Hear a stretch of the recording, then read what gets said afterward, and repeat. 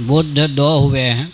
एक भगवान विष्णु के जो दशावतार हैं उनमें बुद्ध हुए हैं। जितने भी कर्मकांडी भारत, नेपाल, भूटान में हैं बौद्धावतारे ऐसा पढ़ते हैं, लेकिन बुद्ध कौन हुए इसका ज्ञान उन्हें नहीं।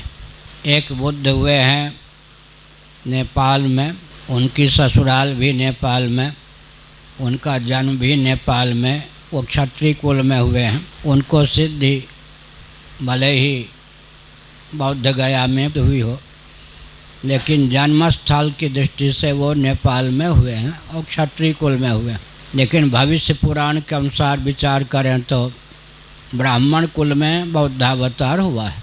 बौद्धावतार का क्षेत्र भविष्यत गति से श्रीमद् भागवत में है, कीकटेषु भविष्यति। कीकट में भगवान विष्णु बुद्ध का अवतार लेंगे, बौद्धावतार कीकट में होगा।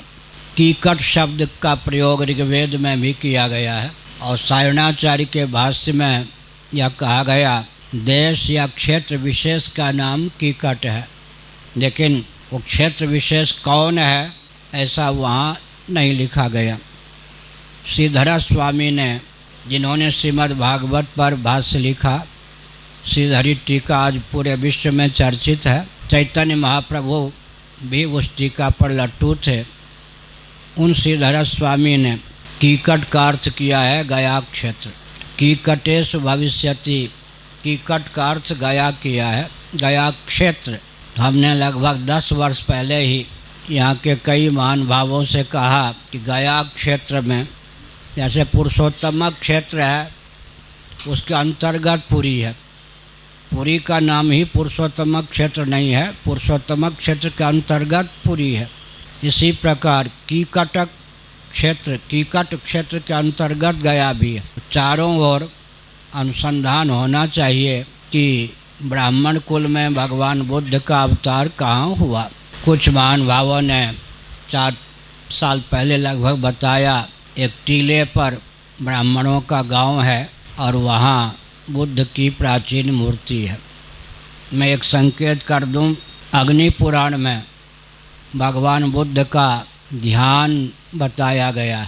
इन बौद्धों ने क्या किया, उस श्लोक के आधार पर भगवान बुद्ध का जो चित्र बन सकता है वही बना के रख दिया। अग्नि पुराण में जो भगवान बुद्ध का ध्यान लिखा गया है उसके आधार पर जो भगवान बुद्ध की आकृति बनती है, चित्र बनता है, गौतम बुद्ध के अनुयायियों ने उसी को बुद्ध के रूप में ख्यापित कर लिया।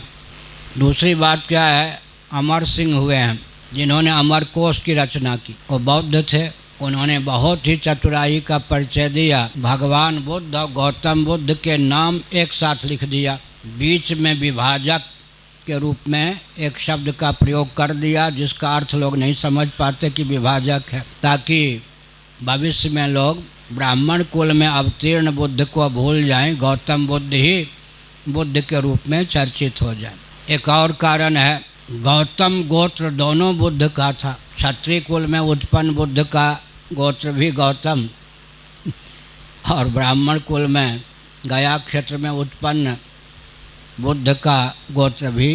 क्षत्रिय वैश्य के गोत्र तो ब्राह्मणों के आधार पर, ऋषियों के आधार पर चलते हैं।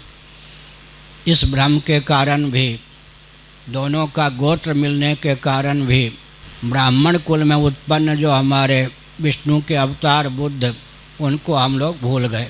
हमको जिस कुल में जो उत्पन्न हुए उनके प्रति आदर है।